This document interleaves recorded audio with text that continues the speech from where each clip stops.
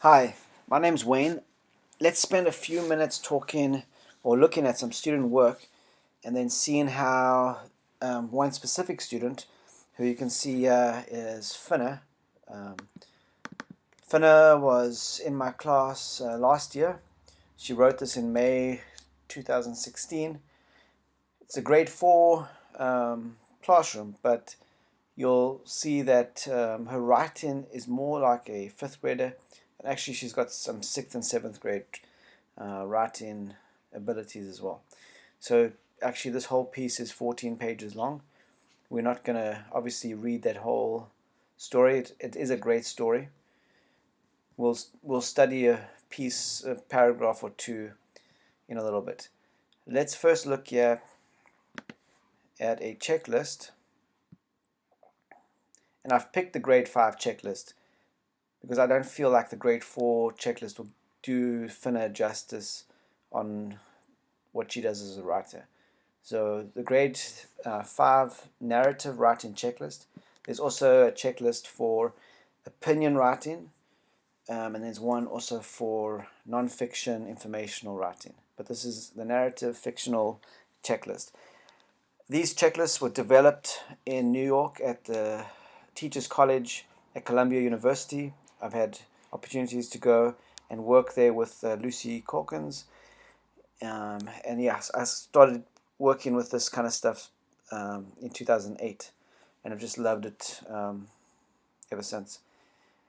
Anyway, so you've got a few things. So you've got overall, like, did the student or child write a story of an important moment? And did it read like a story, even though it might be a true account?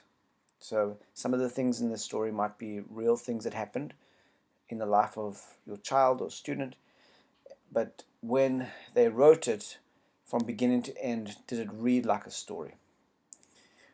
All right, so did I do it like a fifth grader? So we're going to actually look and see with Finna, did she do it like a fifth grader? And you can see on the right side here, there's a few different things. Not yet. I didn't write my lead or my beginning like a fifth grader, or I'm starting to write it like a fifth grader, or yes, I did write it like a fifth grader. And what's cool about this is after an adult has looked at their writing a few times and used these checklists, the students get very familiar with them and they use them in the writing process as well as to self-reflect on their own learning or their own writing at the end. So let's pick one here. Let's say transitions, okay? So this is what, as a fifth grader, I used transitional phrases to show the passage of time in complicated ways, perhaps by showing things happening at the same time. Meanwhile, at the same time, these are phrases that might pop up, or flashback or fast forward. Earlier that morning, 3 hours later. So these help the story move along. So transitions, very important. You can, when you read a story without transitions and one with, you can definitely tell the difference on how smoothly the story goes. Another one, let's go to organization. I use paragraphs to separate different parts or times of the story and to show when a new character was speaking. So this is when they add in dialogue and a new character starts speaking, well, that becomes a new paragraph.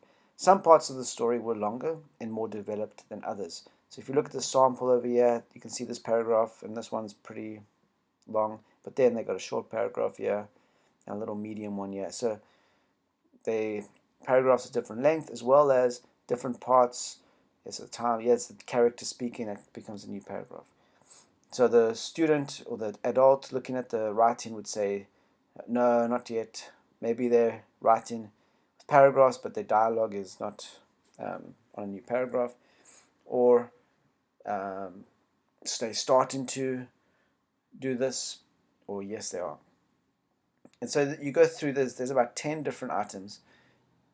These ones here, the elaboration and the craft are the most important. This is actually where the majority of, if you want to call it points, would go to.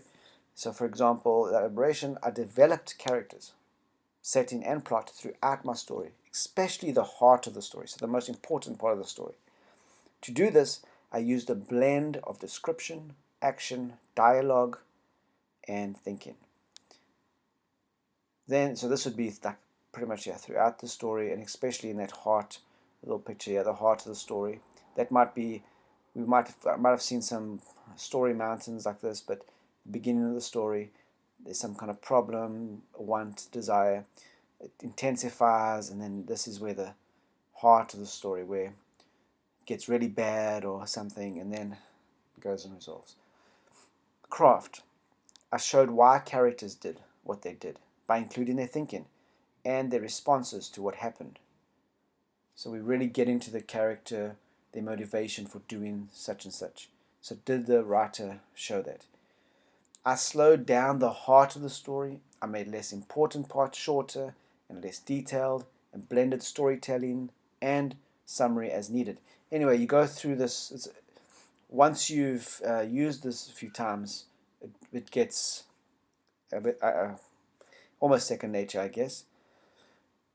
And then at the end here, we've got spelling and punctuation. This is sometimes where we start with that good old red pen and we mark up the writing. Actually, we discourage the use of a red pen.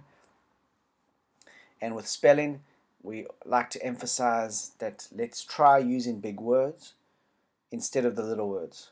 So instead of writing big, write gigantic. So spelling doesn't have to be perfect, maybe it needs to be readable by you and the reader. And then punctuation. There's some things here that a fifth grade we're looking for. Alright, so we're going to read, before we go back to finners, we want to just read a piece that is an annotated writing sample, and it's a grade 5 piece. It's called Big Sister. Let's go ahead and read this story, and on the side there are some tips, but let's focus on the reading of the story first. Big Sister.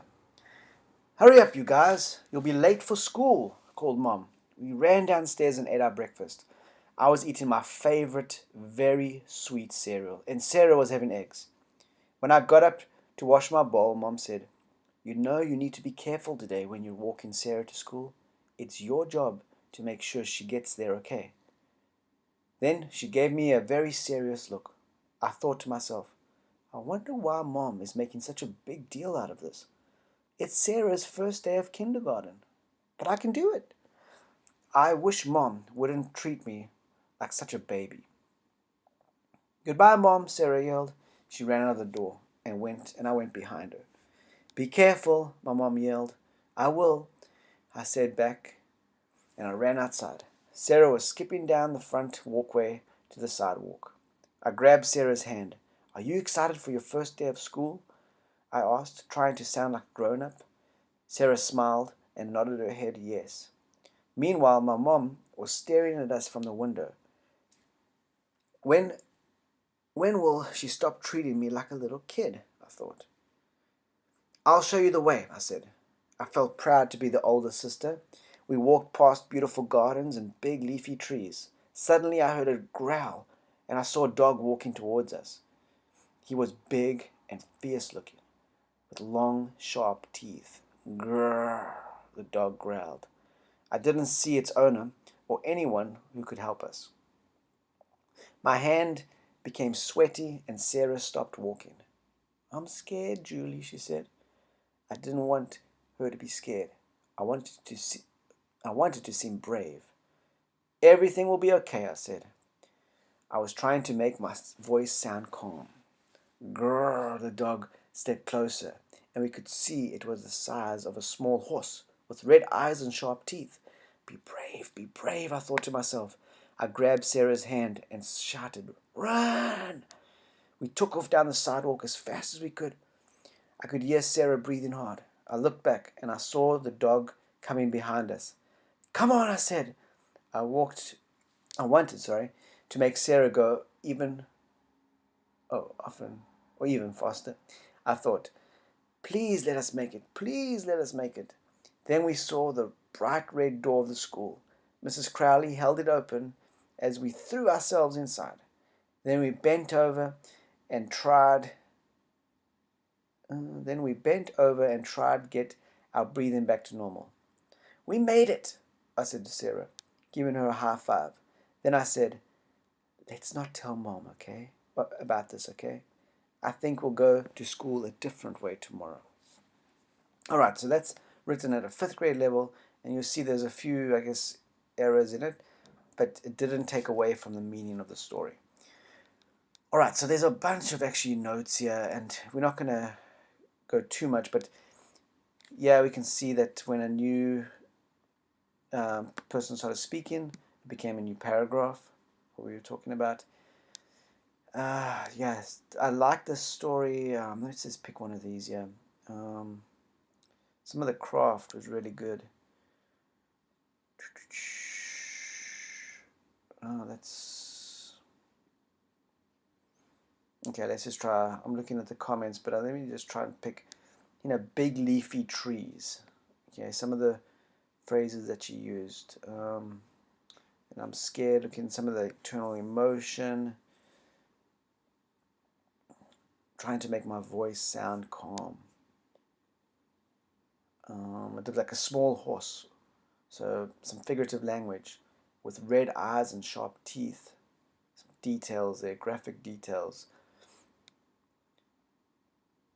Alright, so yeah, what we would do with this story is, the way we would kind of analyze it is we'd read it through first, just like kind of how I did, and then we would take the checklist and just go step by step. Actually, we'll come back to overall at the end, but yeah, we'll talk to the lead. Did they write a beginning which not only showed what was happening and where, but also gave some clues to what would later become a problem for the main character? So, this whole idea that her mom was treating her like a baby, okay, it started to give you some idea that there might be some problem coming up. So she wrote a very effective beginning. She showed them the setting was at home, they were at breakfast, and then they were going to school, and then a hint of, hey, there's something up. Her mom's a little bit worried about something. Is something going to happen? So we're going to take this checklist now, and we're going to just pick out a few pieces here from Finna's writing and kind of see how she did with her piece. So this is real kid writing. And to be honest with you, I was more of a coach and a guide here with Finna, and I didn't even once pick up that red pen. I had one-on-one conferences with her that encouraged her to add more figurative language or to make the setting more real, that kind of thing.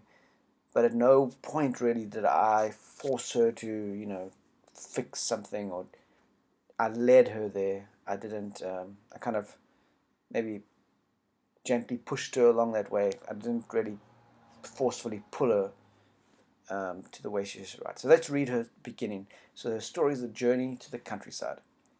Flora Morganson, and I might stop a few times, she researched and found some typical, I think this is Danish Jewish name, and so she gave her name of the character Flora Morganson.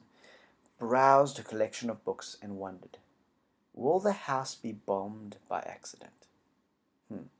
Okay, so a few things here. Browsed her. So she didn't say looked. Okay, so she's using some good word choices here. Her collection of books and wondered. It's telling us a little bit about the character. Loved books. And I can tell you actually this is Finna loved books too. So it's maybe coming out a little bit out of her own passions. So a collection of books and wondered, will the house be bombed by accident? If so, what will I read? Finally, she found some of her favorite books, books that most 12-year-olds had a difficult time reading, and put them in a small backpack in case the house was unexpectedly bombed. Okay, so we know a few things about the character. Name, loves reading. Maybe she was an advanced reader that most 12-year-olds wouldn't. Maybe she's reading books that are written at a 15-year-old, typical 15-year-old reading level. And detail, small backpack, okay, just in case this house was bombed. After a few minutes of staring at the light blue color of the backpack, she decided that it was best to put it into the cramped bomb shelter, where it would be less likely to be set on fire.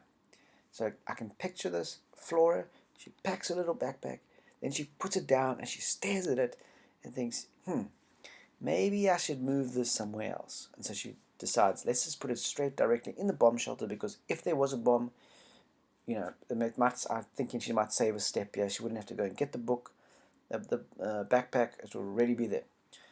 All right. And then she slung it over one shoulder and walked out of her bedroom. A little later, okay, so this is where she's showing some transitions. A little later, Flora was inside the shelter, back bent because she was too tall to stand straight inside.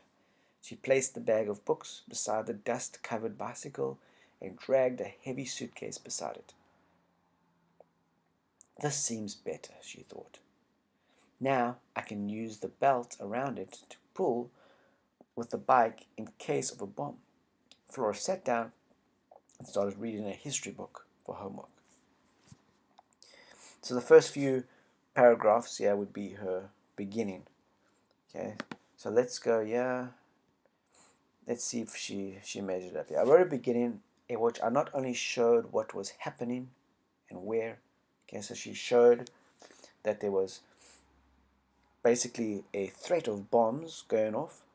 It was in a country such as that, and she's preparing for a possible bomb raid, air raid, and then it gave some clues of what might come from. I mean, her collecting books and putting them away in the bomb shelter, just in case there is a bomb and their houses or the neighborhood's bombed. She can at least run down, and she's got something she loved. So this could be a problem later in the story. Transitions, remember we said, I think she used after a while, a little later, some things like that. She didn't really do any, in that piece at least, flashbacks or flash forwards. Although as we read, she may get into some of those. But based on what we just read, I would say she's starting to do transitions like a grade 5. I would say on this one, she's got a grade 5, a way to do the lead. Obviously, we didn't read the ending of the story. Organization, let me just go back there. She didn't add, she did a lot of thinking. Let's see, where's it? But she does have paragraphs, and we can just scan down here, and I'm looking at dialogue. There's dialogue there, but is there some dialogue between two people? What are you doing here crying like a baby? Is that a familiar voice? Okay, nobody said something next. Okay, so she doesn't have too many dialogue back and forth. People do say things, but then, okay, yes, maybe. I think we should move to the countryside, said Flora, fiddling with a piece of cloth she'd packed in case the bike got rusty and to clean off the dust. Are you crazy? Okay, so yes, she's Mary, a different character, so this becomes a paragraph. Okay, so she is doing that. Different parts, times, and then new character speaking. And then did she develop some paragraphs longer than others, or some parts longer than others? So this one here is a little bit more developed, less developed, which is actually good. Okay, so there is a variation. So on that one, we're going to say, Finna, you got a yes on that one. Good feedback for the kids, knowing exactly what they're doing and what they can improve on. And then we can keep going, okay? And so we would do that for each of these. We would want to give her some idea on spelling. Reading her work, she's using words like a grade 5 student. So there were no blaring signs that she had struggling with spelling. Punctuation, we'll go back and just have a look and see, is she using some of these. Meanwhile, comma, okay, so I think she did actually. Let's see, right over in the beginning we read. A little later, comma, great. Okay, after a while, comma, cool. A few days ago, okay, comma. Okay, cool, she did a flashback a little bit there.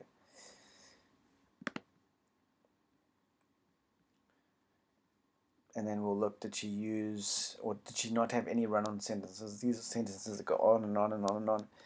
And then did she use a variety of punctuation, periods, exclamations, questions, commas, semicolons. Alright, so this is how we would study a piece of student work. We would first kind of look at the checklist and understand what that means, what is it looking for. Would then read a annotated sample that's actually written at a grade 5 or whatever level we're looking at. Would read these and understand them.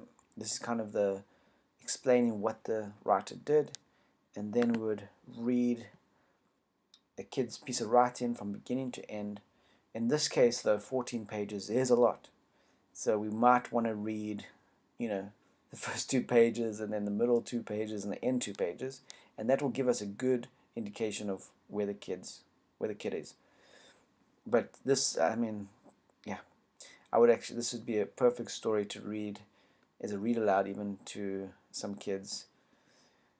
Alright, so if you have any questions about any of this process or how you can do it and how we can facilitate the process, I would be happy to talk.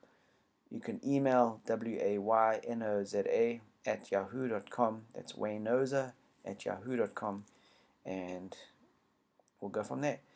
Alright, make it a great day. Cheers.